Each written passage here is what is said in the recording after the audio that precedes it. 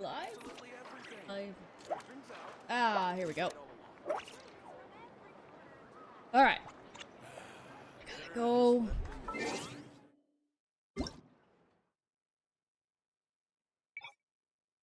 Where is my controller? There's controller. Great. Alright. Here we go. I have no idea how long this is gonna take. It is the very first start of Durin's quest. And also Happy New Year's. We're in 2026. Woohoo! Alright. I had to change up the character team as well. Because the last bunch of streams were with Hu Tao, I decided it was time to bring out my favorite character, Tainari. No, I have no idea if this will be a short stream or a long stream. What I do know is that apparently it takes 5 days to get through, Durin's quest, so pretty much gonna be streaming his story every day. So we're in Days of Durin. And yes, I am so excited for the... Oh, that's great. We're not doing that. We are, Luna 3's coming out pretty soon, so I'm very excited about that. And that is gonna be some hard banners to go upon. Alright, here we go. We're starting. Why are things dead? Oh, it's Durin! Yeah, that is. Well, why are they dead? Hmm? Yeah, hello. Traveler in Paimon? Huh. I'm sorry. I hope I didn't scare you. I mean, sir, it's a little burning at the moment, not gonna lie. Oh, no, you didn't scare us. Just gave us a little surprise. Looks like you've gotten even more powerful now. I don't know. It just feels like it's gotten harder to control. I didn't mean to strike so hard. I'm so relieved you didn't get hurt. And it's still a little concerning since wildlife there is not doing so well. It's all good. We've had worse. Is the abyssal power inside you acting up? Ah, no, don't worry about that. It's been very stable ever since I got this body. Albedo made sure of that. What you saw just now is something that only started happening recently. Maybe I'm still acclimating or something. I'm sure it'll clear up over time. Anyway, what brings you here? Did you need something? Well... The day that the writer and the watcher crossed paths was the day that the magic known as storytelling was born. So, he asked us to come. Miss Alice? Yep. Alice. Oh, you too? I guess I really do need to work on my impression. Well, never mind that. It's been too long, Mini Durin. And please, that's Aunt Alice to you. I have brought you and the Traveler together here for a very important purpose. It has to do with your mom. My mom? You mean Em? Indeed, fairy tale author extraordinaire, Anya Marie Andersdottir. See, I knew this would be right up your alley. I'm still concerned about the wildlife over there, not gonna lie. Now then, if you'll open the book, I will begin narrating. Yes. That's a good design book, though. I have to... Ah. My brain just farted. That is a very well designed book. There we go.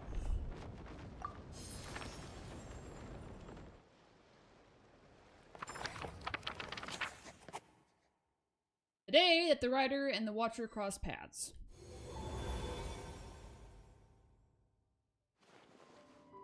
Whoa!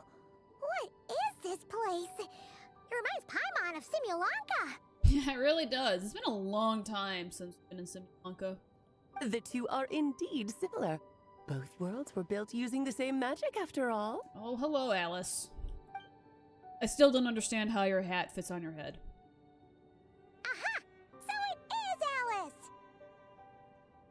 hello, Aunt Alice. Oh, no need to be shy. Just think of me as one of your mother's dearest friends. You keep talking about stories and magic. What's this all about?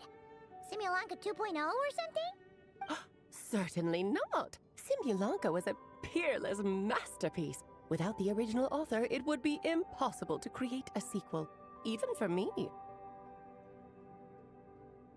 But you are right about one thing. Just like last time, I want to show you a work of magic that has to do with storytelling. What's this? The book we saw earlier, isn't it? This is your mother's dying wish. Wait now, so M's dying? My mother's dying wish was a book? Let me answer that with a question. What do you suppose would be a writer's greatest regret? Guess maybe to some degree not finishing the story? Have you ever read a book called The Little Witch and the Undying Fire? Yeah, I have, but I don't know who wrote it. That's because it was the work of more than one person.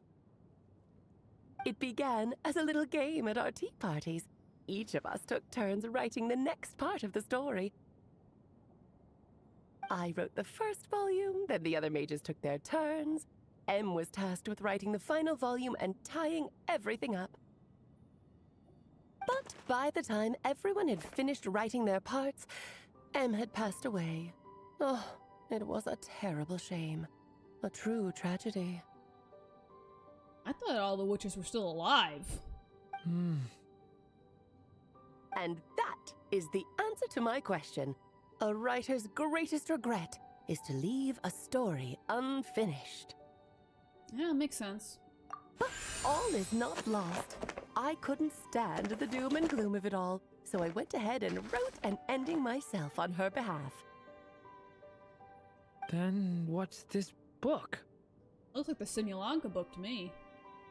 This is the answer your mother gave to the same question. In her eyes, this was her greatest regret.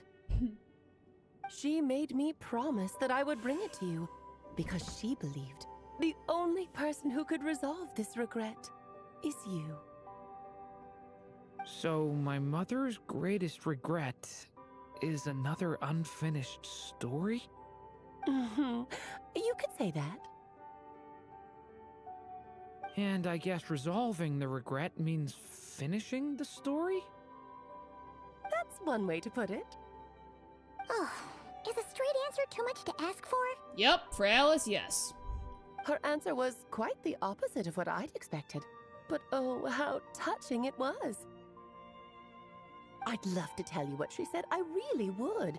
But that would spoil the plot, and we can't have that. Spoilers ruin everything. Oh. That's fine, I'll do way with the breadcrumbs. Man, I can't read today. Just think of this task as giving a story a much-needed ending. All I ask is that you do your best. I understand. But I only just started learning human script, and I don't have any writing experience at all. True, he is still technically a baby, I guess? That makes sense. Relax. Why else do you think your dear aunt went and found you two such wonderful helpers? Personally, I think you should have brought Hat Man. With their experience, you'll have so many story ideas you won't know what to do with them. So don't be shy to ask lots of questions. Oh, that's why we're here? Yeah. If it's to help Durin fulfill his mother's dying wish, then we're in. Aunt Alice, could I ask, what kind of story was my mother hoping to write? I had a feeling this might come up, but that answer isn't mine to give. You'll have to find it yourself, here inside this book. Don't worry. We'll help you come up with loads of ideas. Yeah, let's find a nice spot where we can settle in and read through this thing. We could even get some snacks, too. I have a feeling we're gonna end up inside the book. Oh, the actual process might not be quite the walk in the park you're imagining, Paimon. Why's that? Because when Em created this book, she borrowed my magic. In other words, it's not a book you can just pick up and read. It's a magical book. So that means we're gonna just go inside the book. Yes, it is anime logic. I do not understand how cosplayers are gonna be able to figure out how to make Alice's hat. Its chapters are scattered through memories of the past. Gather them all, and the book will show you its secrets. So, where are we supposed to find these memories? Em left a trail of clues for each unfinished chapter. Follow the hints, and you'll find them. Oh, and when it comes to adding to the story yourselves, you'll need to use this. The gauge? And this is... This, my dear little Paimon, is the ink Em left behind. Infused with a little of my own magic, of course. If you're planning on writing something inside the book, you'll need it. How very magical. It's extremely precious, so be sure to use it sparingly. This is all that's left. Oh! Like, that's not any pressure. So, we need to search for the memories and keep an eye on how much ink we're using. Yep, pretty much. Oh, it just had to be a wild goose chase, didn't it? Yep! Perhaps it's just another form of storytelling. Em was ever so creative when it came to things like that. Just think of it as a little challenge your mom left behind. Who knows? There could even be a mysterious prize at the end of it all. Well, you're gonna get Paimon with that. I don't care about that. This was my mother's dying wish. Whatever it takes, I'll find a way. And we're here to help. Yep. With the two of us by your side, you'll be just fine. Okie dokie. That should be pretty much all you need to know. Oh, and once the story's complete, do let me have a little look-see, okay? I've read everything she ever wrote, so naturally, I can't miss this one. But how will we find you? Yeah. Most of the time, you're pretty hard to pin down. Don't worry, I'll know when you're finished. Just wait for me to reach out. Alright, Alice. All right, off you go. I can't wait to hear how the story ends.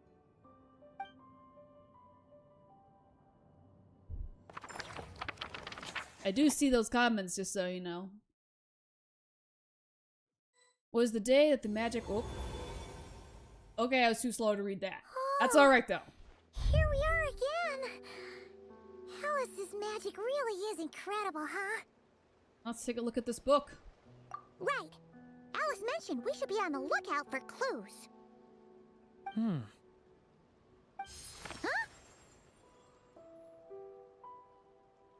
A corner of repose for countless tales, watched over by the honor of knights. A place for stories to sleep, perchance to dream of ancient cities and the epics of ages past. There, a witch once spent a sleepless night, and all to bring forth a story yet untold.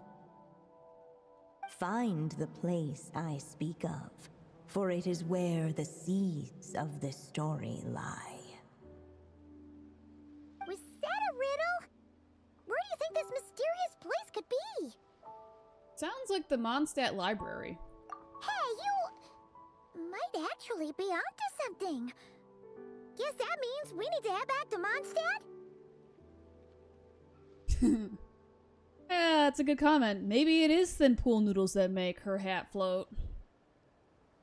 I guess it could be the same logic, I guess, to Paimon's floaty halo thing, but Alice's hat just... that's just a twisty-turny mess of hat, I guess. I had a feeling that's where we would be headed. After all, it's where my mother was from, and I bet it's where she wrote this story, too. Yeah, that We're gonna run into Tone Deaf Bard over there. Still, I feel bad about dragging the two of you along on such a long journey. Why? Don't worry about it. We don't really have much going on right now, so we're all yours. Come on, let's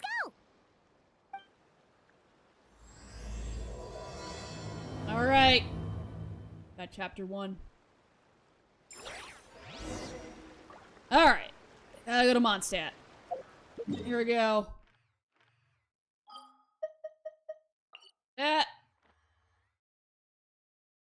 To the library. And beyond. No, I don't think Toy Story really exists in this world. Alright, there we go. Thought we were gonna find Lisa here. I think there's any other way. If you haven't seen Lisa, I guess now it'll be your first time seeing her if she shows up. Back in the Mondstadt Library, huh? Talk about a trip down memory lane. It's been a while. So, we're supposed to find the seeds of the story, right? What do you think that means? Well, we're in a library, so it's gotta be books, right? But seriously, there's so many here. How are we supposed to know which ones we need? Making a racket in a library? You should know better than that. I was right. We're gonna find Lisa. Lisa! Oh, sorry about that. Now, who do we have here? Ah, my golden-haired cutie. And my little horn cutie, too. Sorry, Miss Lisa. I know you taught me to be quiet in the library, but Paimon was just trying to help. Please don't be too hard on her. Well, it has been far too long since we saw each other, so I suppose I can let it slide just this once. So Lisa's been mentoring you? Back when he first arrived here, poor Jean wasn't sure what to do with him, so I stepped in to lend a hand. I shouldn't be surprised about that, considering you also helped. Who else was it? Razor. You also helped Razor. I figured, if I can handle a boy raised by wolves, then teaching one who's part dragon should be a walk in the park. Exactly what I was thinking. Nice! Sounds like Durin was welcomed with open arms. Why, of course. Now, let's save the reminiscing for another time. I'm sure you're here for a reason. Did you need to borrow some books? It's kind of hard to explain. Maybe you could take a look at this. Oh?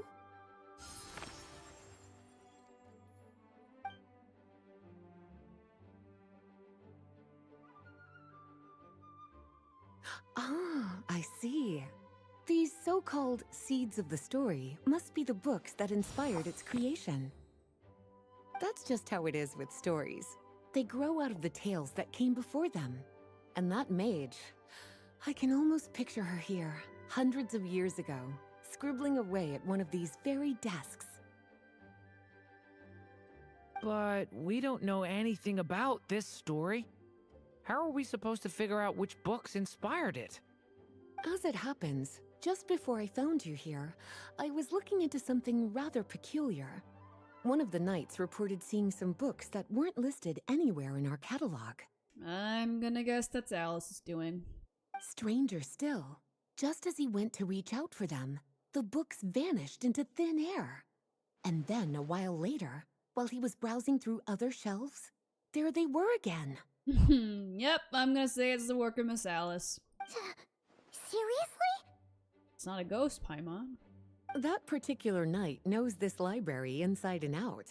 I'd be very surprised if he was seeing things. Something tells me these might just be the magical books you're after. It's very possible. According to the report, there are 3 of these books in total. I'll be relying on you to track them down, cuties. Alright, alright.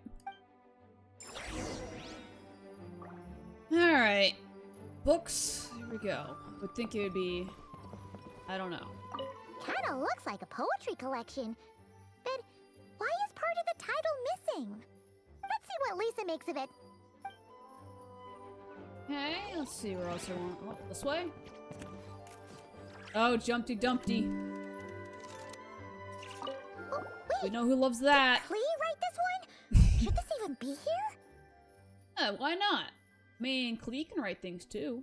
We better show it to Lisa. Just wanted to add to the library, that's all. Don't need official. Experiments and log. An experiment log? Looks like part of the title's been erased. There's something seriously suspicious about this book.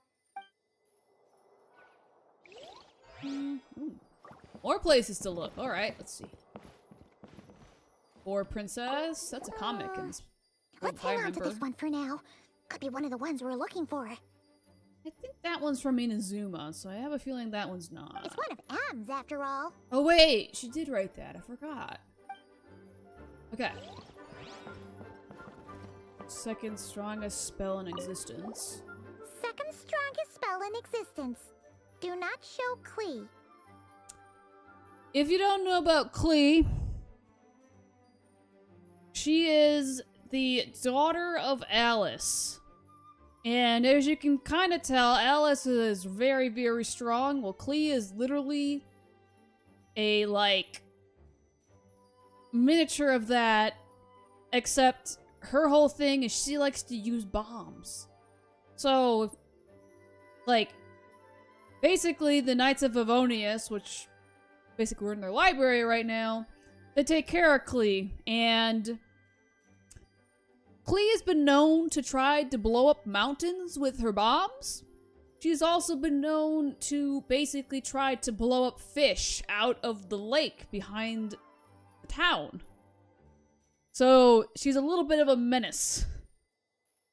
So that is why you don't want to show Klee this book. Because as you can imagine, she'll be even more of a menace. Yeah. Wait, there's actually a book like that right here in the Mondstadt library? That title's just gonna make people even more curious. Huh. There's definitely something fishy about this one. And the book I mentioned earlier with Jumpty Dumpty, that's what she calls her little bombs. Alright. Actually, it would be kind of cool if we saw Klee in this story, but my guess is she's probably not going to show up. Let's see. Official dictionary? I don't think we need the official dictionary. Yeah. I think we need the official dictionary. I'm gonna look downstairs.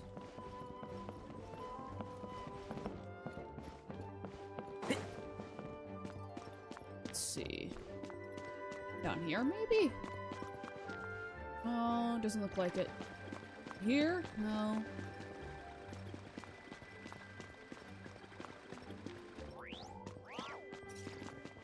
That's... Alright. So maybe I gotta go talk to Lisa at this point? Keep up. You. Well, did you manage to find them? No, I found some books. Look at these, look at this, Jumpty Dumpty. Well, it definitely shouldn't be here. But I'd highly doubt it's one of the books you're looking for. Oh, you never know though, maybe Klee wants to be magical. Because this is something Klee wrote. It's a compilation of all the best fish blasting spots around Mondstadt, as well as the most convenient places to stash her new Jumpy Dumpties. Oh, that's still useful. Of course, there's no way she'd get away with keeping a book like that in her bag. And she'd be in big, big trouble if Jean were to find out. Not only would the book itself be confiscated, but she'd be looking at a whole day in solitary confinement at the very least. Yes. Somehow, she figured out that the best place to hide it was right here. No place like a forest for hiding trees, huh? Now, every time it gets confiscated, she just writes a new one and sneaks it back in. I guess it's a restricted book in its own way. Yes. So thanks for helping me find it. I'll finally be able to hand it over to Jean. Well, Okay. did you manage to find them? Well, at least we know Klee's probably gonna get in trouble for that. Okay. Did find this. This book definitely doesn't belong here. Yeah, we can tell just from reading the title. Sounds like something Albedo wrote. Albedo was the one who brought it in. He suggested I place it on the restricted list and keep it sealed away. Why? He said it's full of forbidden alchemical formulas, some of which could even result in the creation of dangerous monsters. Apparently, the danger it posed was so great, he didn't even feel like it was safe to carry around or keep it in his workshop. Really? Definitely sounds like it shouldn't be here then. Still, if that maid read this book too, it must have been written a lot earlier than I'd imagined. I mean, given that Albedo is like... How old would he be? Thought he was... No, he's not 500 years old. I want to say he's like... Man. Forgot how old he is specifically. But I know he's older. 200 years old, maybe? Well, did you manage to find them?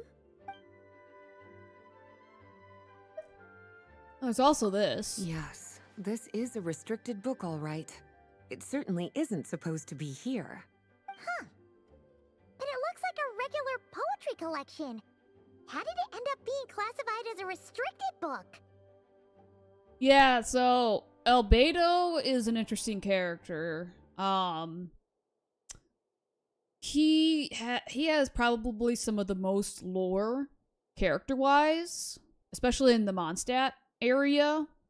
To put it simply, Albedo isn't human by any means. He looks human, but he is not human.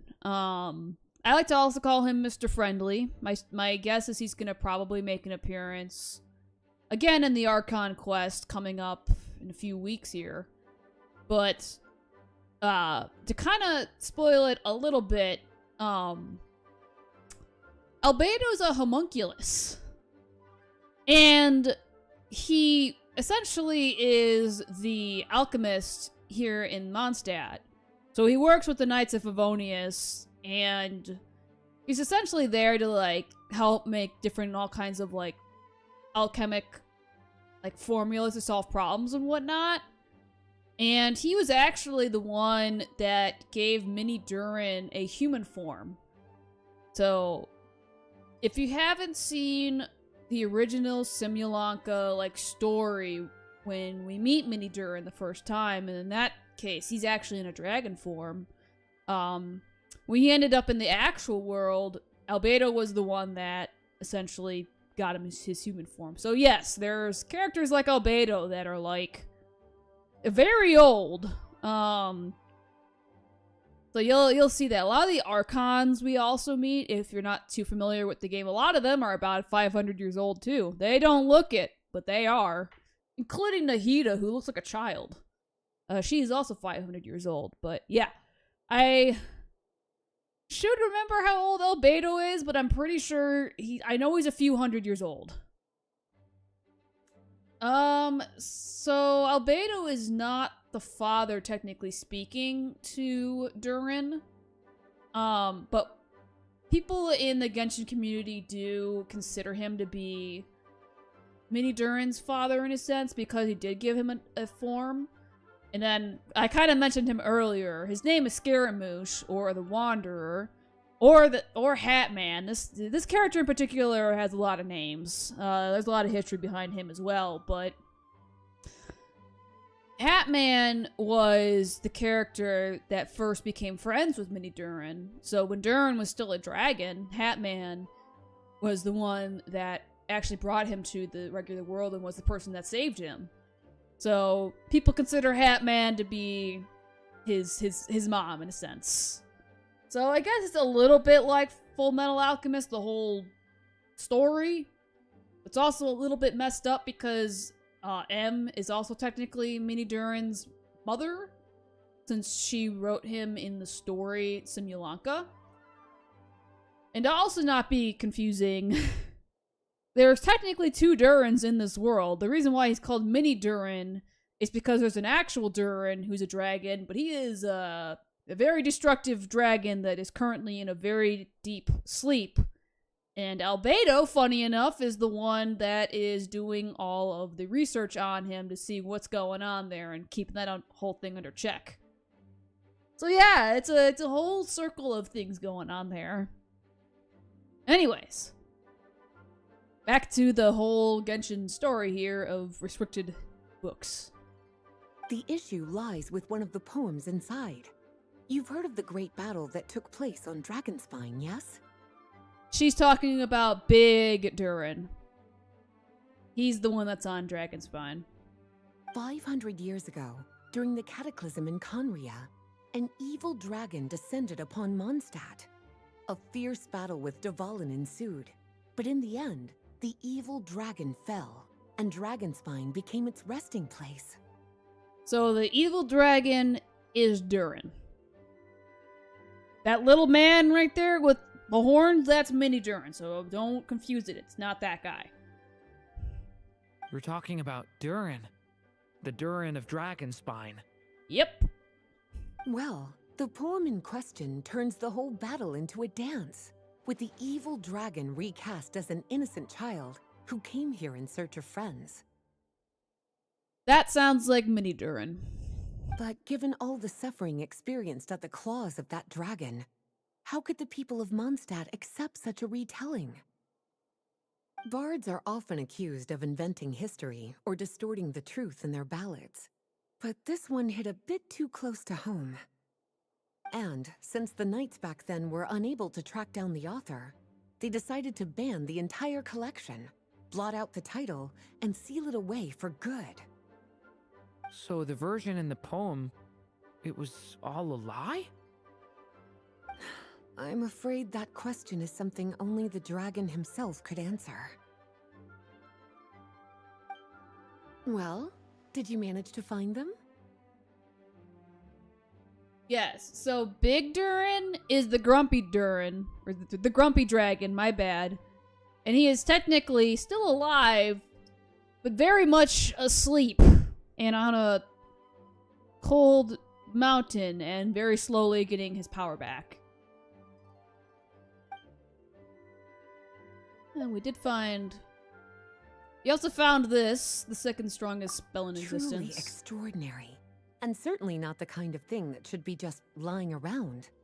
In fact, Miss Alice gave strict instructions about it. So, it's some kind of book of spells? Paimon's guessing magic this powerful should be kept a secret. It's true. This book does contain one of Miss Alice's spells.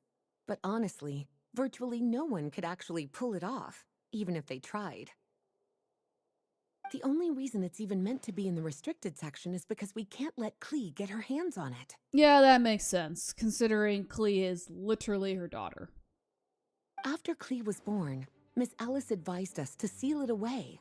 She even added that little subtitle herself. So, it's to keep it away from Klee, huh? Does that mean she could use it to cause even more mayhem than she already does with Jumpy Dumpty? Yeah, that sounds about right. No, that's not it. As Miss Alice herself put it, letting Klee see it too early would spoil the surprise. Oh, so she's thinking ahead of when Klee is much more mature. Well, would you look at that? Seems like these are the little troublemakers you're after. And all three just so happen to be forbidden texts. What kind of story requires reference material like that, I wonder? Forbidden texts?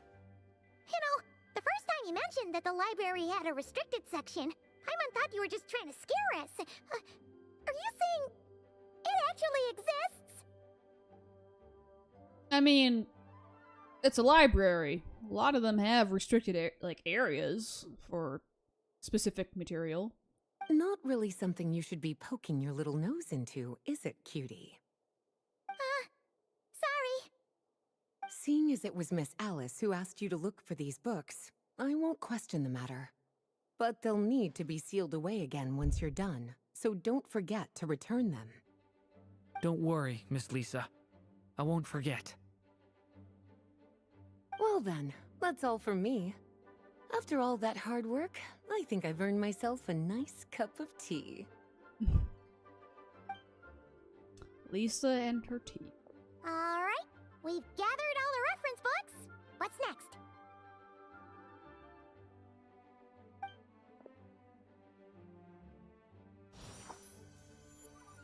Wait, look!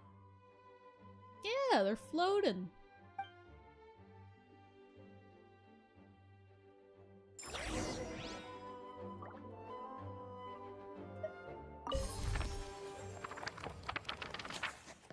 Find the place I speak of, for it is where the seeds of this story lie. Right, we got... Long, long ago, an evil dragon descended upon the human world, bringing terrible calamity in its wake. Bravely did the people resist, until at last, the dragon lay slain. Later, a witch with a love for stories came upon the tale of the evil dragon, and for reasons she could not explain, felt a pang of sorrow on its behalf. For she knew, despite its body being born of wicked alchemy, all along, the dragon's soul was that of an innocent child. Right up to the moment of its death, it had no choice in becoming a vessel of calamity, nor could it fathom the cruel fate that lay before it. Though the witch had a love of stories, she was not pleased with how this one ended. No, that won't do, she thought. I'll write you a better ending instead. And so she set off to do just that, borrowing a little magic from her friend. With it, she wove a dragon's egg, resolving to rear a dragon child of her own. Yet long in thought she lingered, wondering what kind of world her little dragon ought to behold upon waking.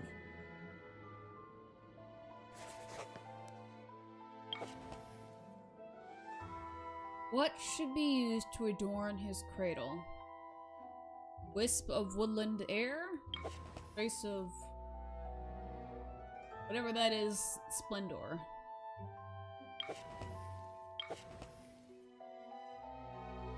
No. We can go with... I would go with the air. At last, she made her mind up, adorning the cradle with a wisp of woodland air.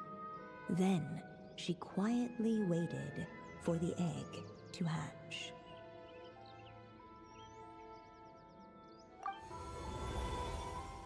Whoa!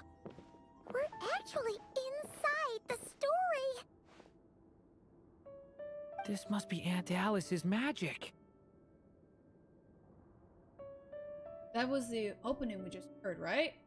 Yeah! A story about me?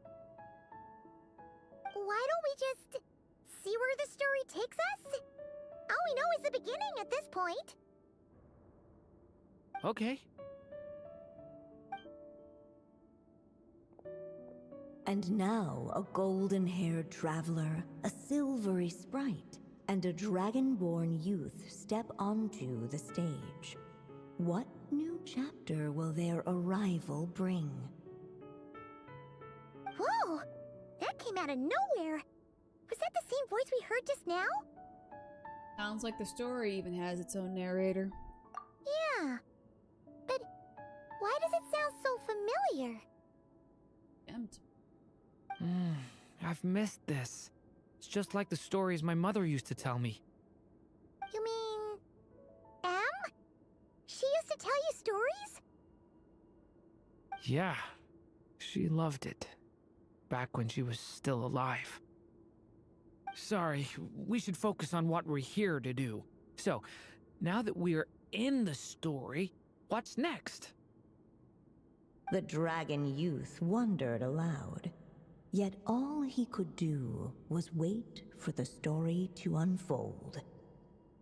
Of course, there's something to be said for helping it along. Perhaps a little exploration could prove fruitful. Oh, is that a hint? Let's follow her suggestion for now. Yeah, I agree.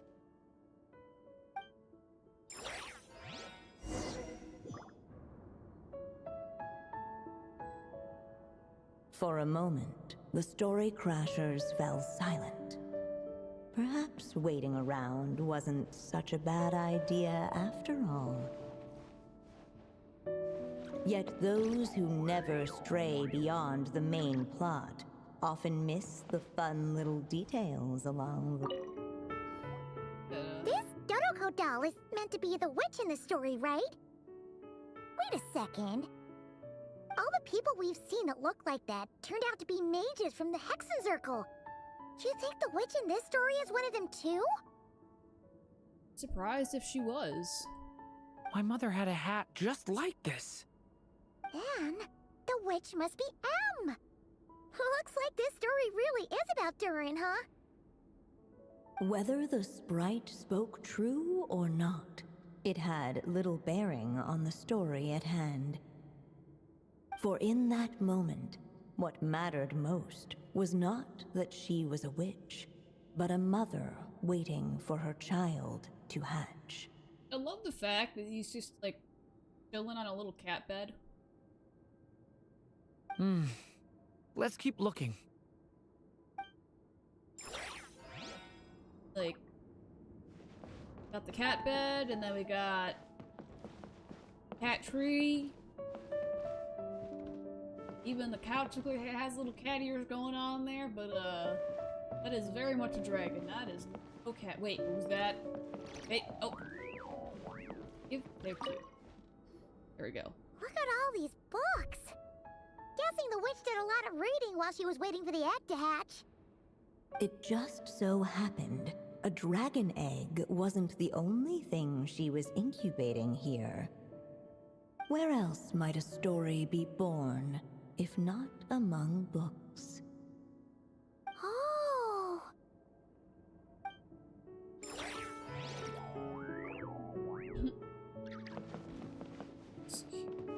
Let's see if we could... This is a cute little space to actually... Wait, there's grass in here? Oh, that's cool. Yeah, I knew there was grass kind of down here.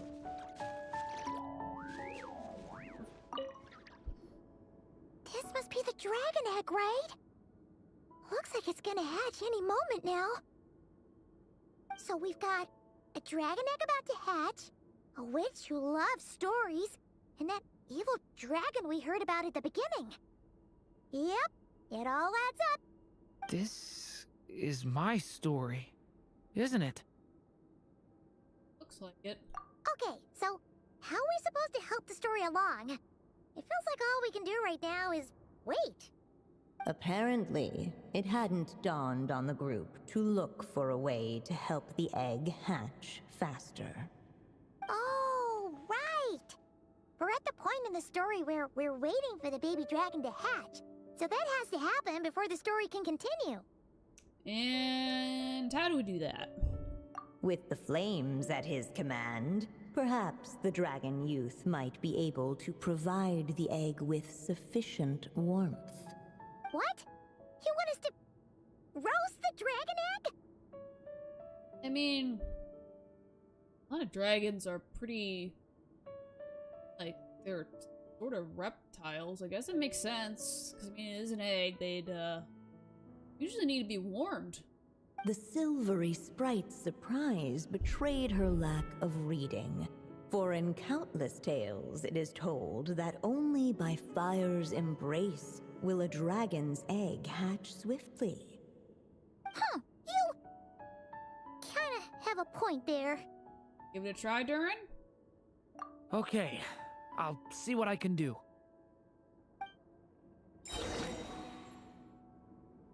Let's see. After Durin releases his elemental skill, binary form. Both his elemental skill and normal attack will be converted into special forms. Casting the special element skill, Transmutation, will turn the next elemental burst into Principle of Purity, manifesting his power in form of Dragon of White Flame. I do not really know how to use Durin, I'm gonna be honest. He was already on the banner not too long ago, but we're gonna try this out.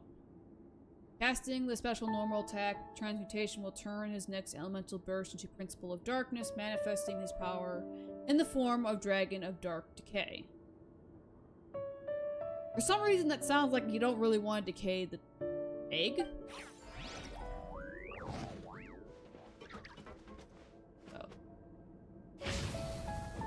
The story has only just begun! Let every unborn life be welcomed with tender anticipation, and may that warmth stay with it for a lifetime. Practice certainly does make perfect. Yeah. Practice does make perfect. Eventually. At last, under the witch's expectant gaze, the little dragon broke free from its shell. That is what Mini Durin used to look like for anyone who actually never got to see him when he was still in Simulanka. No living being has ever decided the moment of its birth. You were no exception, my child. I brought you into being because I willed it so, just like the witch who created that evil dragon. But I promise you this, your birth was wanted. You are loved, and you will have a different fate than the dragon that came before you. You've never told me those things before, but for some reason, I always knew. Thank you for bringing me into this world.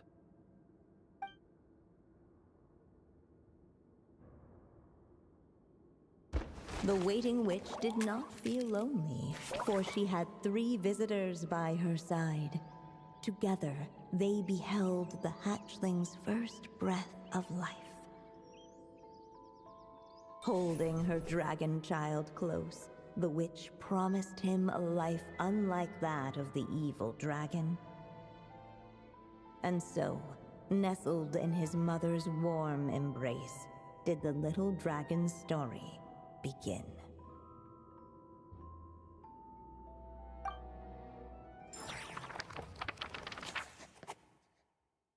There, a witch once spent a sleepless night. All to need to read that. Wait, That's isn't okay. this Mondstadt? Looks like we're back in the real world. Looks like there's more written on the page now and less ink left than before. So, does that mean we've completed this chapter? Ew. So it is Durin's story after all. Yeah, but why does M seem to think that the story isn't finished yet? That's Paimon, it isn't. Durin broke free from the curse, came into this world with a new body, and even made a bunch of new friends. That already sounds like a happy ending to Paimon. Maybe there'll be some clues in the following chapters? True. Everything's always so mysterious with these mages. Guess all we can do is wait for more clues. Huh.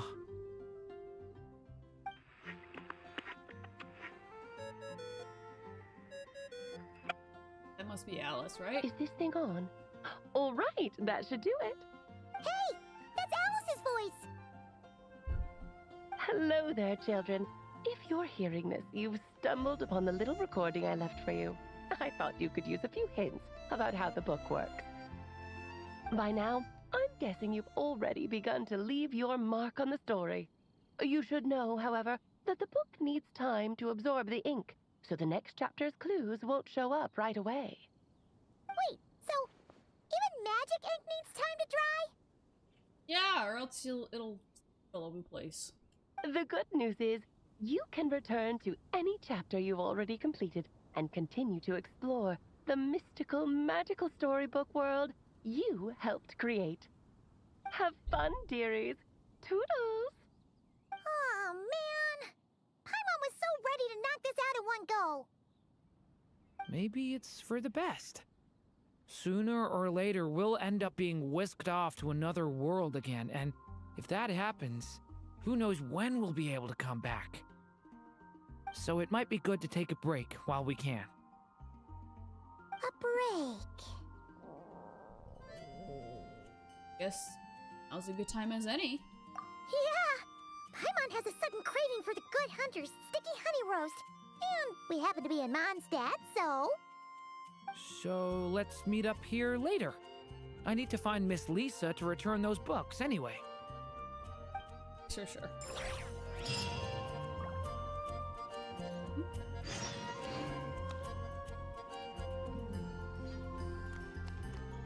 Guessing.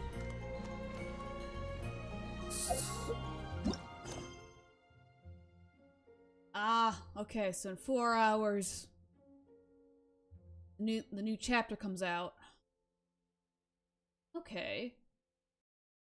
I did hear that this specific character quest takes 5 days to complete. Oh, I guess I could bring anybody around real quickly or so who is not familiar with Genshin Impact so much. Okay. But I kind of mentioned Albedo earlier, so I'll at least show you who he is. So this right here is Albedo. He's the homunculus I was talking about earlier. I like to call him Mr. Friendly, and there's a whole story behind that. But to put it simply, yes, he was essentially made by Alice a long time ago. And because he was made by Alice, to some degree, he's almost basically an older brother to Klee, except Klee is not made through alchemy. She was actually, like, born regularly, so in a way, like, they are technically related. So yeah. And then, who else did I mention? Hat Guy? But don't have all the characters in this game. I might actually be able to find them in the archive. Hold up. Your archive, yeah. So I mentioned, so obviously this was Durin, right? So I mentioned Hat Guy, and I'll show you who that is. For anyone who does not know who that is. This is Hat Guy. He's also called Wanderer. Slash Scaramouche. He has a whole other story. Relax. Pretty sure he's actually older than Albedo. I think, if I remember correctly, he is 500 years old. And he was the one that brought Durin from Simulanka into the world of Teyvat. So, yeah, he's really important to that too. And he's actually from a different region altogether. He has a whole really cool lore if you actually don't know Wanderer all that well. As for Klee, this is Klee. This is a little menace Where are you? who loves to blow up fish and potentially mountains. And this is also Alice's biological child. So yeah. That's kind of that family tree right there. A lot of times you'll see these characters kind of hanging out in here, and I guess I wonder if actually I can see Jean, because I know Jean was mentioned for anyone who hasn't seen Jean before. Jean has an office down here by the library. Since this is basically the Knights of Favonius like headquarters, so you'll find a lot of the characters like hanging out in here. So this is Jean here? Guess she isn't. This is where Jean likes to hang out though, typically. Wait, look up. Wait, why is there a knife up there? How did I never notice that? Well, anyways, that's there. Oh, that's a sword, technically speaking. That is not a knife. That is still a problem, though. So yeah. Usually, that's where Jean hangs out, and when Klee needs to go to solitary confinement, she needs to go in here.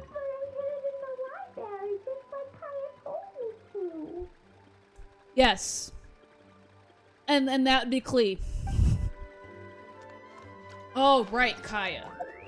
And there's also Kaya and D-Luke if you ever met them. I don't know if you can actually see them. I think... Oh crap, I forgot where Albedo's office is. Is this his office? Yeah, this is Albedo's office.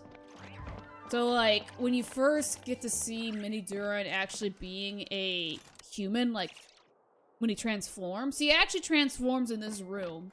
So this is Albedo's office. Albedo actually has an assistant named Sucrose. I don't think she has a room in here, technically speaking. But Sucrose is not also technically human. It's a little unclear as to what Sucrose is. I do have her, though, as a character. Let me go find her. This is Sucrose. She is also a alchemist, in a way. A very different one than Albedo. She doesn't make dragons turn into people. She does a lot of work with, different plants and whatnot. And she specifically really likes plants that taste sweet, so she messes a lot with, like, that kind of stuff. Think here. I think I do have Master Jean as well. There she is. This is Master Jean. This is what she looks like. So, she's the Grandmaster of Knights of Favonius. So she's a very, very powerful person in Mondstadt. And let's see. You technically see Mona in Mondstadt, but you don't see her all that often. This is D-Luke, another Mondstadt character. He has a whole story too, but like, I would say, in the world of Tavad, he should be way more powerful than he actually is. Like, in the actual story, like, D-Luke has murdered people, barehandedly, without a vision, which, that's a whole other thing, but, he essentially used to be a knight, isn't anymore. He owns a tavern, and he actually has a whole winery that he works. So he's pretty cool in that sense. And he has a adoptive brother named Kaya, which is who you heard about Klee talking through the door. This is his brother. He has a whole other outfit on right now. Some characters have a different outfit. Normally, when you see him, he looks like this. But I had the cool outfit that I got from that event a while ago. So I just have him look like that. He looks pretty. So, yeah, that would be Kaya. That's a whole story. And then Jean, who I mentioned earlier, has a sister, which is Barbara. I wonder when I'll be as tall as my big sister. Barbara works in the church and is also, technically speaking, like an idol. She loves singing and such. So, let me think. Who else in Mondstadt? Diona's from Mondstadt. She's really cool. She competes with D-Luke. We mentioned her. Who else? It's Kazuha. Oh, Fischl is also in, Mondstadt. She was from the dictionary that you kind of saw me click on accidentally earlier. She has a very different speech pattern than most characters do. But she's really, really cool. She actually travels around with her companion named Oz, and Oz is this big, like... I created another I think universe technically and a founded raven? paradise. For He's either a raven Fischl, or a crow. And the Prinzessin der Either or, but he's really cool too.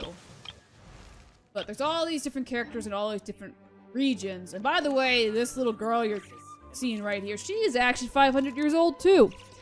She was the Archon I was talking about that looks like a child. So, if you don't know her, that is Nahida. So, all kinds of fun stuff, I guess, with all these characters. And, yeah. So if you're new to Genshin, hopefully that helps a little bit with the explanation, but there's a lot of lore happening here between, you know, Albedo and M and Klee. There's also Evil Albedo. I never met him, but he's a thing. There's, you know, all these different things. I think if you were like, I think it was like 1.9 or like maybe 2.0 when they had the whole event with Evel Albedo. But I actually didn't start playing Genshin until Sumeru came out, so I didn't get to meet Evel Albedo, although my Albedo that I have has quite the story. I'll have to go into it at some point, but to put it simply, for whatever reason, actually I'll just bring him out so that, again, anyone who does not, like, know Genshin all that well and what he does, let me just give you a quick little show of how he works. So, this... Understood. Okay, come on out, Mr. Friendly. Here he is. So, put it simply, Mr. Albedo here can create an elevator. And in my Albedo, you know, you go on it, you go on up, you know, whatever. My Albedo used to be interesting because, for whatever reason, he just made things fly away. He made people fly away. He made objects fly away. I don't know why he did that. He tried to make a dragon fly away as well. It didn't work so well, but it did try. So, he shouldn't be doing that. And if you're wondering, and you do know Albedo well, yes, he even yeeted Sucrose. As close of friends as they are, considering he's basically her mentor, yes, it didn't matter. She also went flying. So, yeah. He's just an interesting character. He also, as you can kind of see, he likes to paint and draw. So, yeah. Fun stuff with him. But, yeah, I think... Oh, yes, the map. Hold on. To kind of give you also a size of how big Tevat is, since there is some people in here that, you know, are super, super new to Genshin Impact. So all of this right here is Mondstadt. Not down here, though. All of this up here is Mondstadt.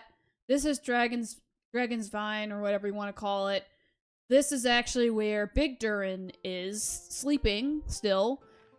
This is the entire region down here of Liyue, as well as down here and up here. This is Sumeru over here, which is very much, you know, like, to put it simply, each of these regions are based on an actual place. So Mondstadt is kind of like, I want to say it might be like Dutch or German, I want to say. I could be wrong on that. Liyue is very much based on China. It's actually one of my favorite regions in the game. I love the music here. Sumeru is kind of a mixture of different countries, where I know for sure there's India, there is Egypt, and I think there's another one that I can't think of the name of right now. My favorite part of probably Sumeru, honestly, is the rainforests. Plus, my favorite character is actually from Sumeru.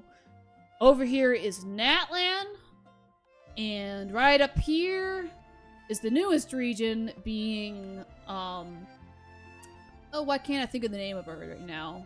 Nodcry, there we go. The region of Nodcry, which is where the new update's gonna come out, is up here. Over here is also, if you're wondering, also part of Natlan.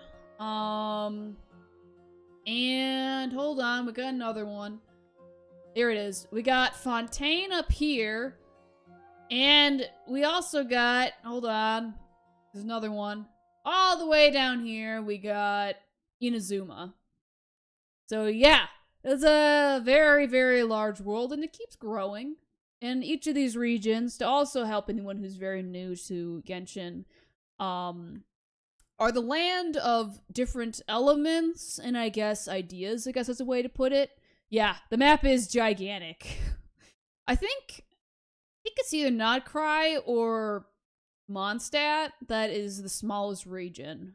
It's hard to tell. I don't actually know specifically. But, put it simply, Mondstadt is the region of freedom. And the Archon, who, just to kind of show you, he's called the Animal Archon, and his name is Venti. So he kind of looks like the guy up on that tower. It's actually a little hard to tell. Hold on. There's actually a better statue of him. He's actually a playable character, and when I mentioned Tone Deaf Bard earlier, that would be Venti. So you can kind of see his statue right here. Venti used to have wings. He doesn't anymore, but that's okay. He still flies. And again, he's the Animal Archon. He's very good at the element of air. The other Archon that's down here is named Zhongli, and technically Liyue is the land of contracts. It's also where Mora was created. Mora is literally the currency within Teyvat. And the Archon here is the Geo Archon, and his name is Zhongli. Personally, I like to call him Zhonglong because for a while there, he was the tallest character. He is still a very, very tall man. But also because a long time ago, I saw this meme of, I think somebody, like, took his rig and really broke him. So his legs were very stretched because the skeleton they put in him was too tall. So he was just an extra tall guy. So I just call him that now. Yeah. And so usually at the start of the game, you start up here in Mondstadt, you come down here to Liyue, and then depending on where you go from there, in my case, I actually came down here to Inazuma. Inazuma is the land of eternity, and we have the Electro Archon who is here. Her name is Raiden Shogun, or you can call her A. Oh, I forgot to show the Tower of Zhonglong. Well, let me since we're down here in Inazuma, let me just show you a little bit like what her tower actually looks like, so you kind of get an idea. So that would be her up there. It's a little hard to tell because she kind of has a little bit of like a cape. I actually have her as a character though, but like for anyone who's new, I don't want to like completely show you what they look like because I don't want to completely spoil it. But she's a really cool character. She has a lot of history with Hatman. So if you hadn't seen How about a quick break so I can sketch this beautiful scenery? Yeah, you're not sketching right now, Albedo. We gotta show him the towers. So, yeah, it's a whole thing. So that's where she is. Let me go back up here, just to kind of give you an idea on what the tower looks like for Zhongli over here. Alright, let's see, where is he? It's on the other side, hold on. Oh, there he is. They don't make the towers very easy to actually see what these characters look like, but that would be Zhonglong up there. Or, kind of. That's an older version of him. So, yeah. That is what he looks like. So then, at least when I started playing this, right after Inazuma, I ended up here in Sumeru. And yeah, I unfortunately already have the Archon with me. This would be her. This is Nahida. She has a lot of story as well. But essentially the way to put it is Sumeru is the land of knowledge.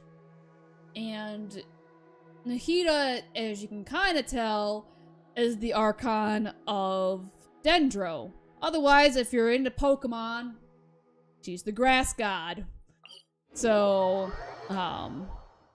Dendro is actually one of the more new elements to the game.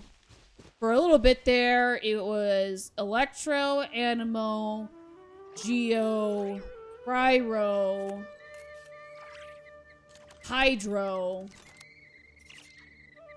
That was it. And then Dendro? Wait, no, I'm missing something. Hold on, let me think. My brain is freezing. No, that's gotta be right. Hold on. Yeah. So we had the Geo element, Hydro element, right? Yeah.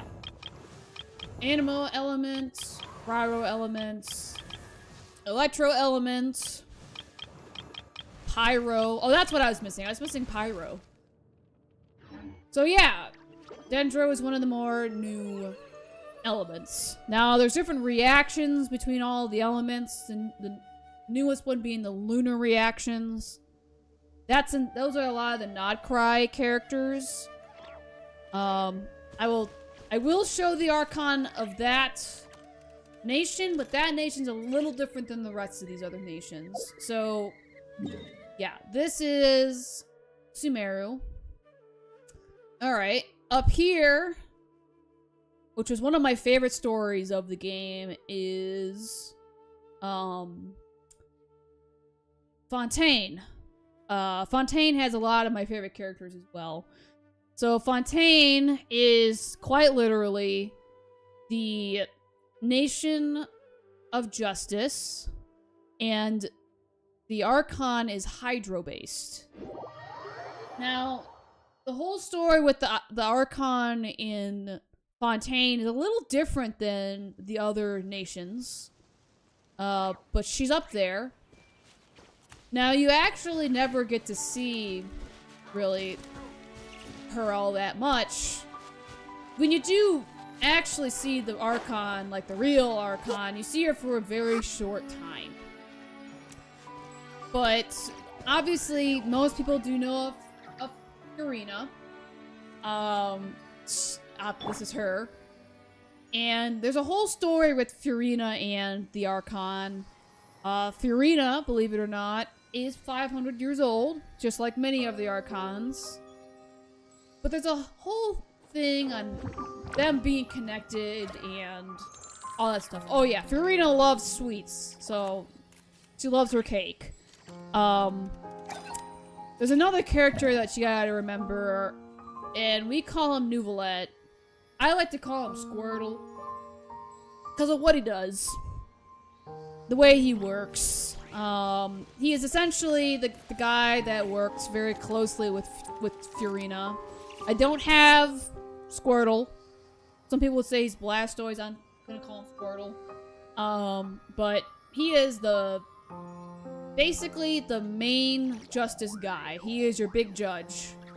And he's the one that sits there in the court and listens to what everyone has to say, and from there decides, you know, guilty or not. Tea parties are a must for the well-mannered. So this is this nation. If you'd like to learn the proper... So down here, or I guess over here, this is the land of fire. Otherwise, Pyro. And it is the land... Yes, Big Man Blastoise. That's... Yep, that'd be Nouvelette for you. So anyways, this is where we meet Moeka. Moeka is a whole other story. Like, all these Archons have a lot of story around them. They really do. So, oops. Almost fell off there. So, this is kind of what Moeka's tower looks like. I don't have Moeka.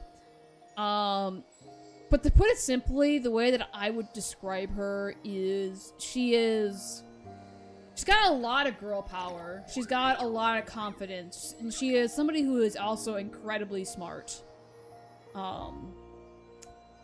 You know, unlike most Archons, she certainly has a very different style with the way that she likes to battle. And the way that... Boring!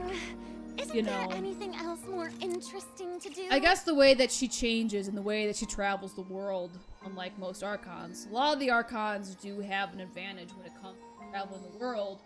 And Moeka, I would say, for sure, has one of the more unique ways of doing that.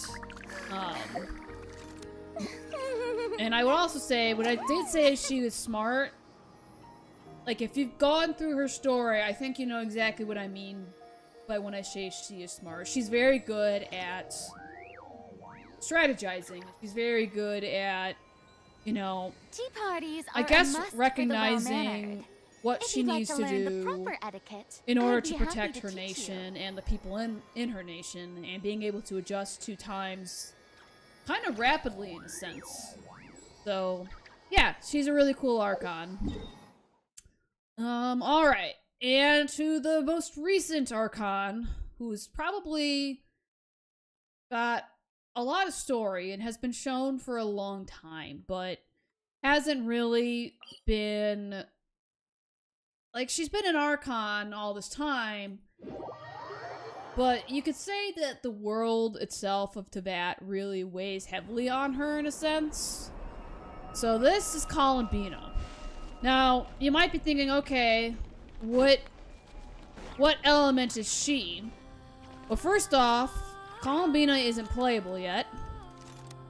Second off, Columbina isn't specifically an Archon of a specific element. Columbina is literally a moon goddess. So yeah, she's a little bit different than your typical Archon. Boring. Isn't there anything She's else also, more interesting you know, to used do? to be kind of with, I guess, our enemies in a sense. But not so much anymore. Now she is actually one of our allies, and I guess in a way, you know, with her story and how lonely she really was, you know, really what it was a journey of her finding, I guess, a place where she feels like she belongs and isn't being taken advantage of.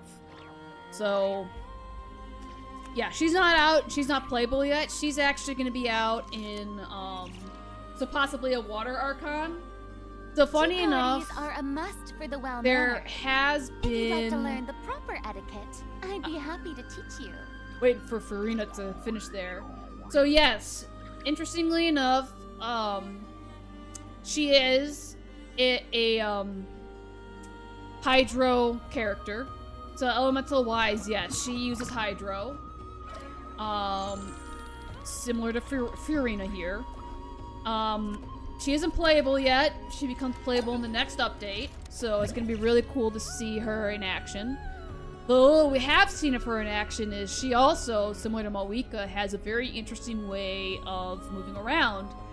Unlike a lot of characters, she has a completely different walk animation. Now, when I say that, it's very different than like Mona or Ayaka, which, if you're new to Genshin, you may not know who those two are, but when you watch... People would adore me so much. Yes, Farina. So when you see Columbina actually walk, it's more like she's gliding. So it's really cool to see her. So yeah, this is our newest Archon. And pretty much, like, you can kind of see here, like, how do I describe what this place is even based off of? It's a little bit difficult. Oh, right. What is the land of Nodcry? So, Nodcry, it's a little bit more hard to describe. It's not just like, oh, the land of war or the land of justice. I'd say Nodcry is very much a land where a lot of different nations come together in a sense. Like when you're playing the story, you see characters from Sumeria, you see characters from, you know, Nodcry obviously because Nodcry, but like you see all these different characters from all these different regions, and they all are coming around. You see some people from Mondstadt, you see some people from Liyue come through, you see people, you know, all these different characters coming through.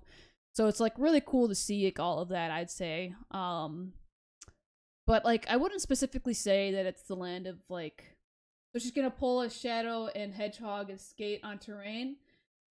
So funny enough, when you say that, there is a character who does that. Two of them actually, but they're not from Nodcry. You'll actually find those two characters down here in Natlan. If you see their animations and you see them run, they literally look like Shadow the Hedgehog. And her name is Veressa. She's really cute. You actually find her in the story kind of around like this area. She lives around this volcano, so she actually hangs out mostly down here. Her and her trainer named Yansan, they look like that when they run. But compared to how Columbina moves, Like, when you watch Columbina's animations, it's very... How do I put it? Like, Columbina is so calm when she moves. It's almost like she floats. She's not, like... When you see characters run, like, for example, you see, like, you know, her run, she's running. Whereas if you see, like, the leaks of Columbina's, like, running animations or walking animations, like, they don't look like this. She is literally, like, flying. Basically. Like gliding. So, yeah, it's gonna take me a while to get used to her, because I am actually gonna try to get Columbina, because I actually really, really like her character. Considering she's been, like, basically leaked for, like, what, like 4 years now? So, like, it's gonna be really cool to see her in action. So, yeah. Like, I mean... I guess I could do little lore videos to kind of explain some of this stuff for anyone who is, like, kind of new to Genshin, although I don't want to completely, like, spoil the story for anyone who has, like, is interested in playing Genshin. I play a lot of Genshin for the story, and I think that a lot of the messages within, you know, Genshin are very, very valid, especially when it comes to, I guess, some of the difficulties that the Archons specifically deal with, and, you know, they're hyper aware of that. So it's gonna be really exciting when these new characters come out. Actually, hold on. Here he is. Okay. If you don't know about the whole banner thing, I don't have all the characters, but this is Verissa, so let me just show you. I think I can actually, like, show you what she looks like when she runs, now that I think about it. Hold on. Is she down here? No. Yes, okay. Just watch closely on how Verissa moves, because she is very much like Sonic the Hedgehog when she runs specifically. All right, let me just show you this real quick. So, like, yes, obviously right here she's gonna be very, very normal looking, but then you do this. Ready? Here we go. I'm not the best at her. I don't own her. Hurry up, Brassa! Look at that. You want Sonic the Hedgehog? There he is. Quite literally. She just goes. She can run on the water. Let's go! You know. Yeah. I don't know if I could try Yansan. I think Yansan's around as well. Yeah. This is kind of what battling looks like with her. Bring out Fischl. Stop right there! Nice and spicy!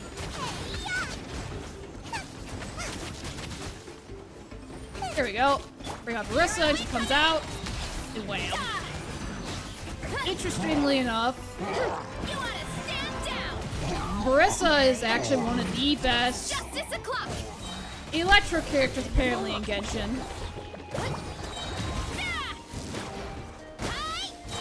Yeah, there we go. Midnight Phantasmagoria! Final warning! I am not the best with Chevrus, but I do try. Headbutt! Kapow! So yeah, you do have some characters that are a little interesting like this. Might not be bad for a side. Yeah, I could do some lore videos. There are some people that for sure are probably better at explaining it, but I could talk a little bit about lore. I mean, I think definitely for sure, like,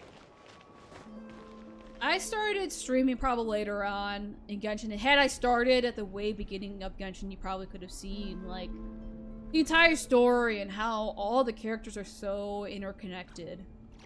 But even I didn't actually start when Genshin came out. I started playing Genshin right before, let me think, right before Sumeru came out.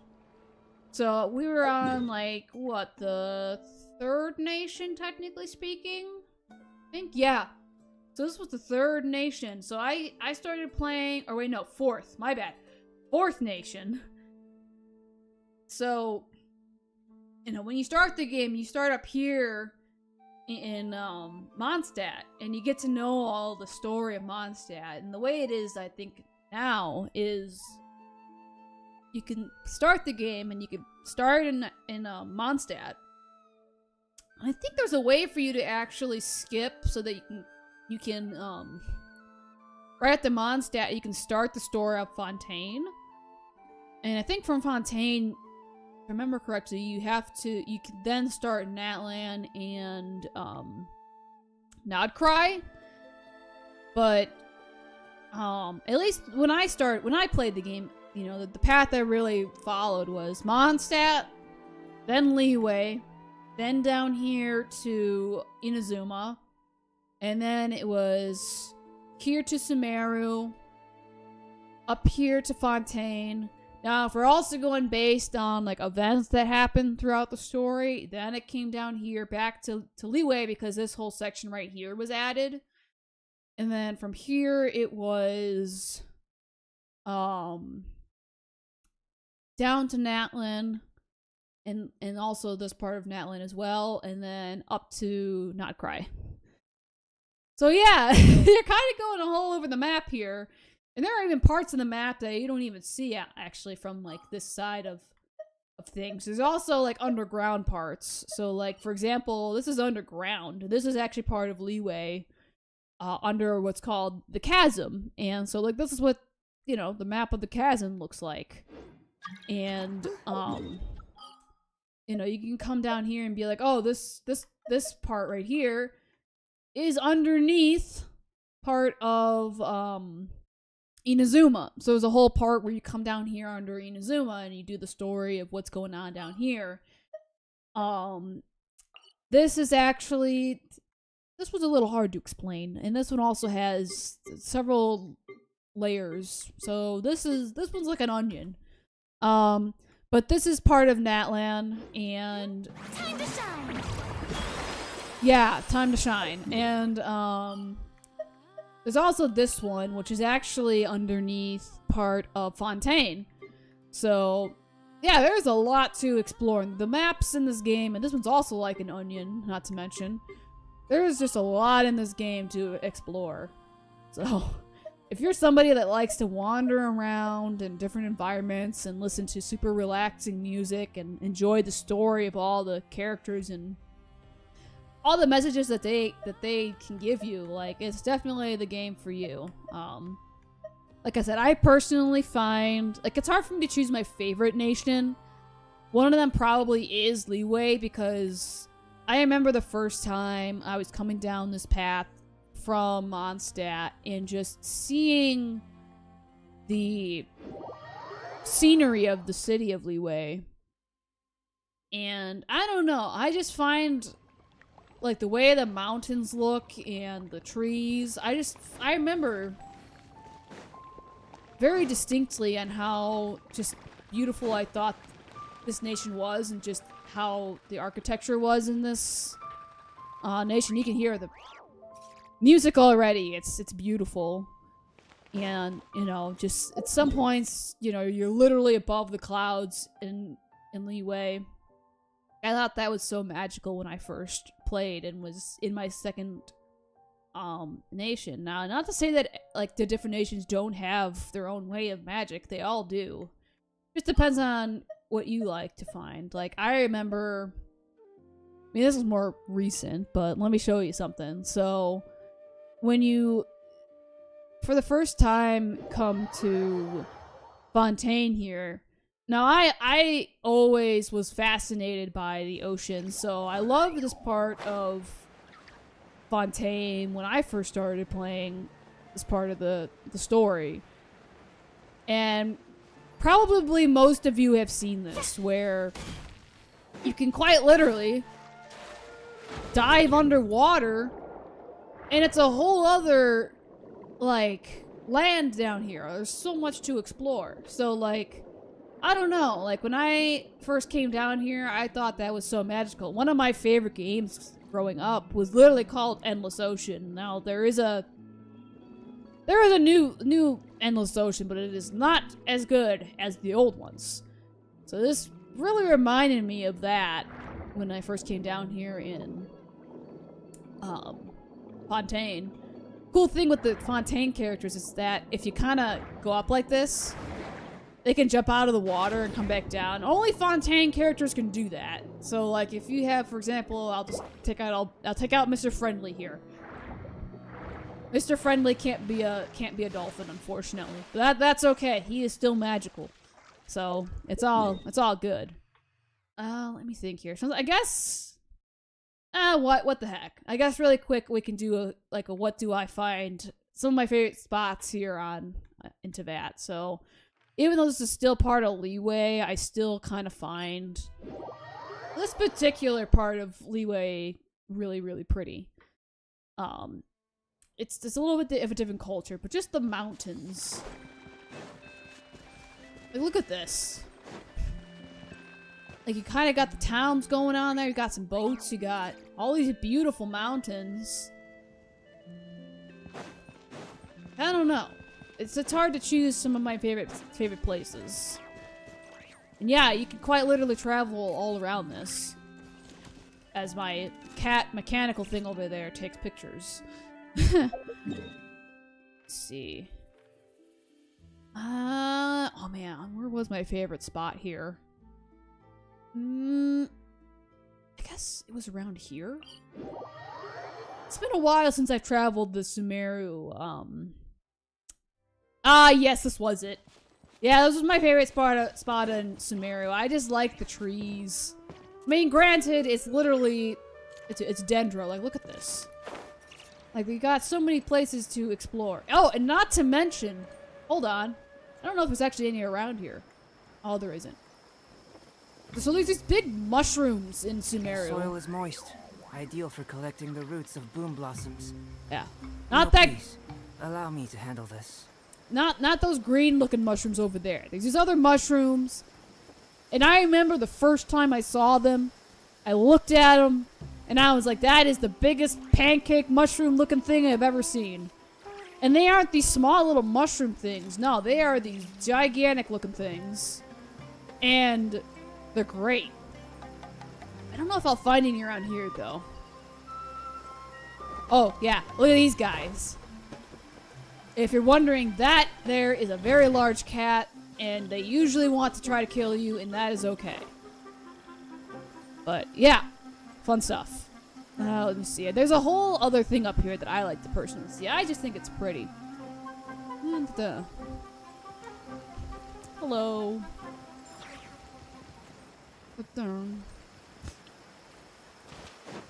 Alright, we're going this way.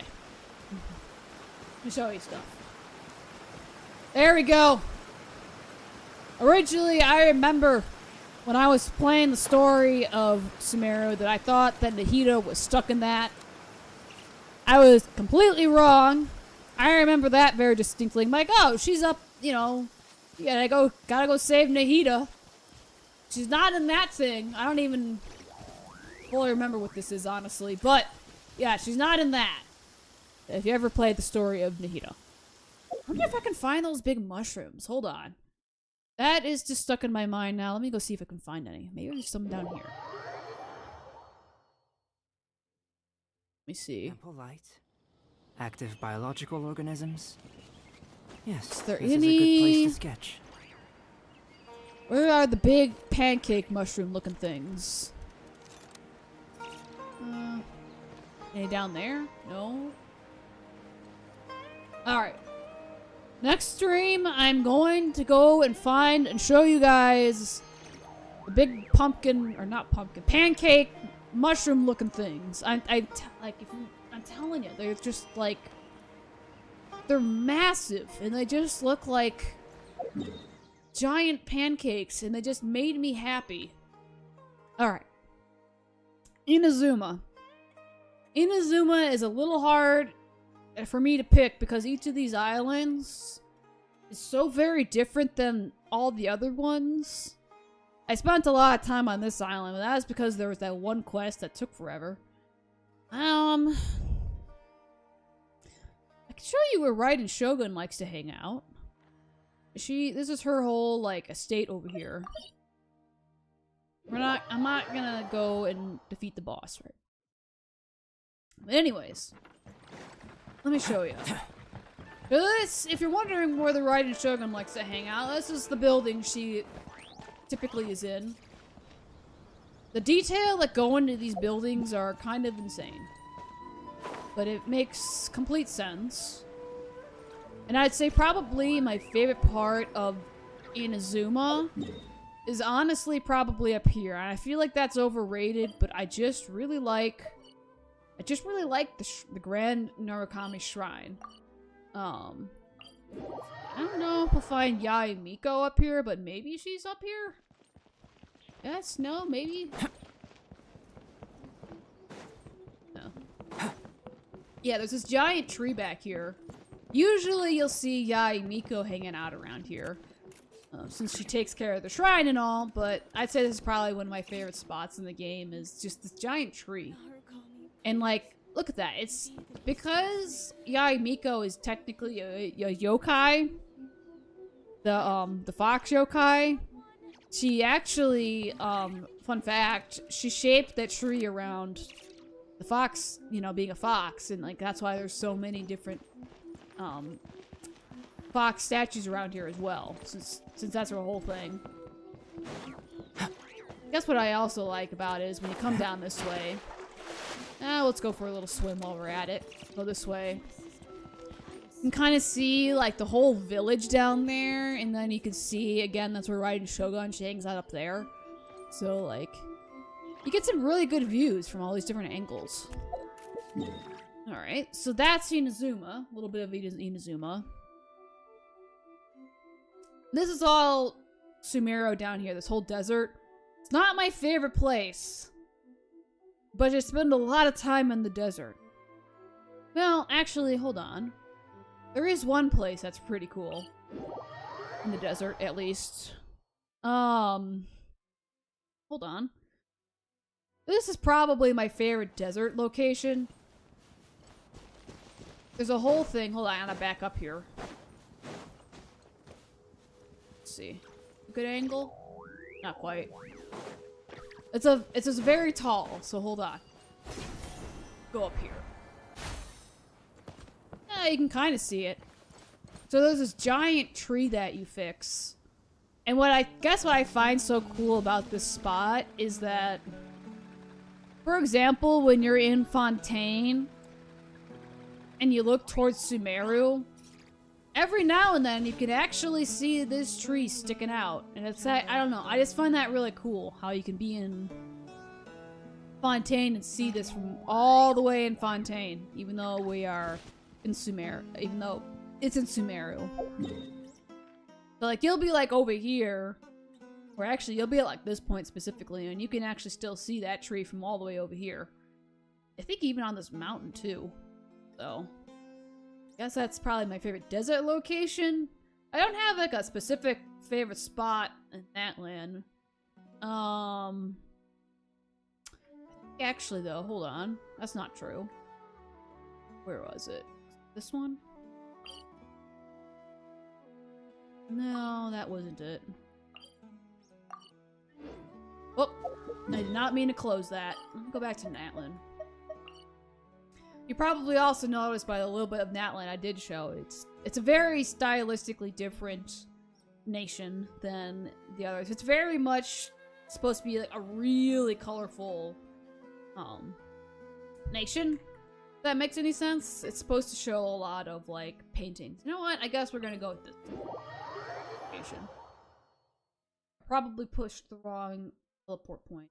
Oh, that's alright. You know what? I'll just bring you guys up there with me. Why not? You know what?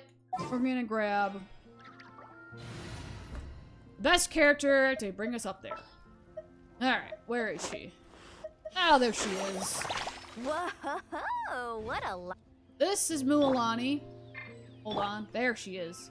What's cool about her is if she can go up on these travel ways, I guess you can call them. See here. That's great. Yeah, I get up on that. Hold on.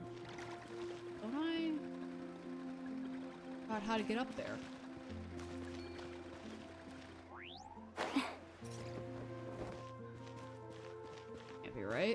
Let's ride! Oh, there we go. Whee! Yeah, this is how you travel in Natlan, or at least one of the ways you travel in Natlan. It's very great.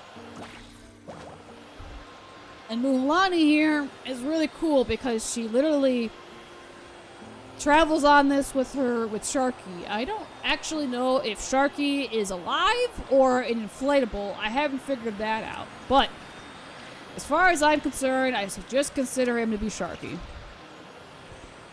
She gets to do all kinds of cool things. To do some tricks. I'd say, for sure, out of all the characters in Natlan that I have met, even though I think, Moeka is super cool, I'd say probably my other favorite would be Muhlani, just because of how fun she is as a character. Where am I? Okay, I need to go this way. I just wanted to show you guys the cool pathway. Now this is one of the, to put it simply, where I'm taking you is probably one of the weird spots in Natlan, but I think it's super pretty. So, at least when I was doing the story up here, like, I was like, oh, that's surprising, because, you know, you go down below and Natlan has all these cool, like, vibrant colors and all of these super cool, I guess, like, paintings and graffiti that you see, whereas it's like, oh, you come up here, and it's like, nah, you don't necessarily see it. But you see all these cool plants, like you can kind of see right there. And then the water effects up here, I thought were super cool, too. So, I don't know. I'd say this is for sure probably my favorite spot in Natlan. Even though it has, like, its coloring on it is not so, like...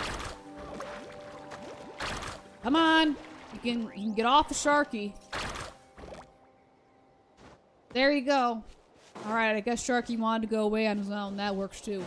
But, yeah, I don't know. I guess I like the colors up here. Even though they're kind of more, like, pastel-y, and then you go down there, and it's like, look at that. Very different from up here, as you can kind of tell already with the paintings and the colors and everything. And then you come up here, and it's like, oh. Very pastel-y. It kind of looks like, now that I think about it, some of these colors are very much like Nodcry versus Natlan, but that's alright. Places can have all kinds of different looks and designs to them, so... Alright, so that's a little bit on Natlan. And then up here. See, I think they put away my favorite spot here because it was during the actually no, I can go here. Yeah, that's fine. This is where Columbina likes to hang out. When you do see her, you know, you find her in here, and I always thought that it was kind of cool just seeing all the flowers in here, and you know how she would hang out on this giant. What? There's a quest in here? Couldn't be a quest in here. Oh, there's a quest in here. Yeah. Huh. Well, now we know. As expected, Columbina isn't here. Could Columbina really? She stepped through the moon gate, but no one knows what's inside. But it's a place that tore apart an extremely powerful shear of Solnari. So Leagy Wee, man. Only I'd... Columbina? I think that's one of the Kuhen.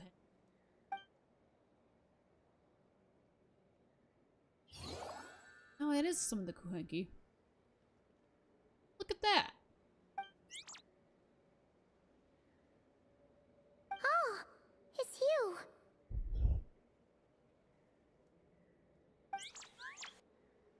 Are you also waiting for Columbina to come back?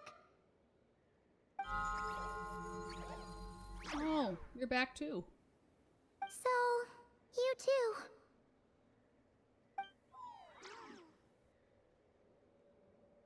Hey, come on, don't be so sad. Keep your chin up. If everyone was sad, that'd be like, oh, Paimon doesn't want to think about it.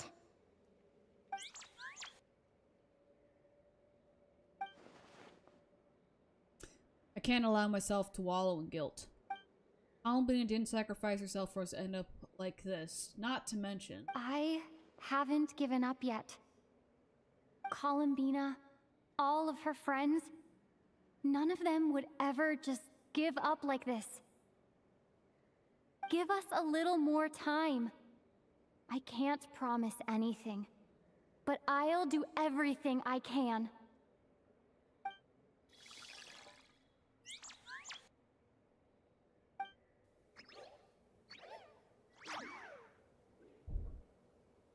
Are they cheering for us?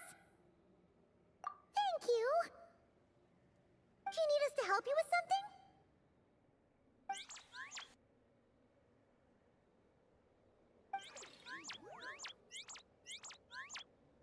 This Koenki. Paimon thinks she looks a little flustered. Why don't you play something? If they hear a familiar melody, maybe they'll calm down a little bit.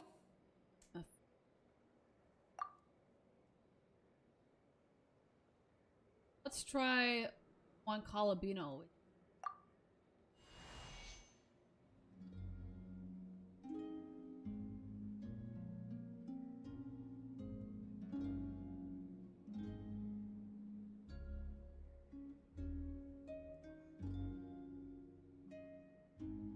I wasn't expecting to step in here and somehow find a hidden beast. But here we are. But yeah, Not Cry. I'd say this is probably my favorite spot just because of, again, how beautiful it is. Scenery, the flowers, and the fact that you also find Columbina in here and just seeing, you know, how she usually would hang out in this spot away from civilization to some degree as well. I don't know, I thought that was just kind of magical about it.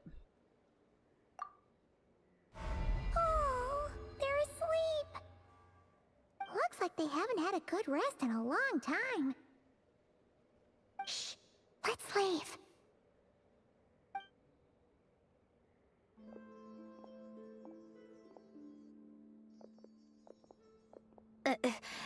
Oh! Aeronet, you showed up? I mean, I guess that's strange that they're... Syndrome! What are you doing here? What? Am I not allowed to take walks now? Hasn't returned. Thought as much. No such thing as a free miracle, you know. Hey, which way are you headed? Paimon means we don't see much of each other. Maybe we could join you for a bit. Let's not.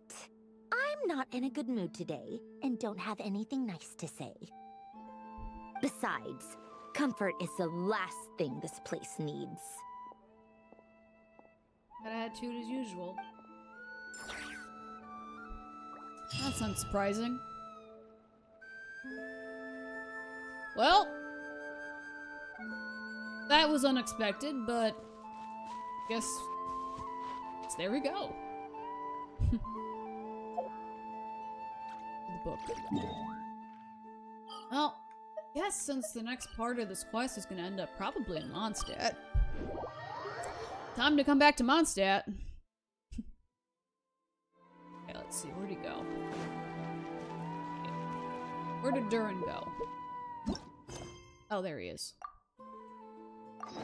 So I don't... Yeah, I know that, but I want to make sure I know where he is. No. He'll show back up eventually. I don't know where Durin just went. I thought he was over here, but whatever. That's alright. Well, speaking of which... Let's see. Yeah, these are all done. Alright, I guess we're gonna be doing the next day of Durin tomorrow and continuing the 5 days of Durin. Hopes you guys liked this stream. Even though it kind of went in a little bit of a interesting direction there, but hey, we got to find out more information about Columbina, and I got to show you some of my favorite spots in Teyvat, so... And we got to learn more about Durin as well. So tomorrow, we're going to learn even more of the story of Durin. Should be on at around 9 p.m. Unless technical issues decide to pop up again, which I certainly hope not, because we don't got time for that. We gotta learn more about Durin. So, good night, everyone, and Happy New Year. And, yeah. Good night.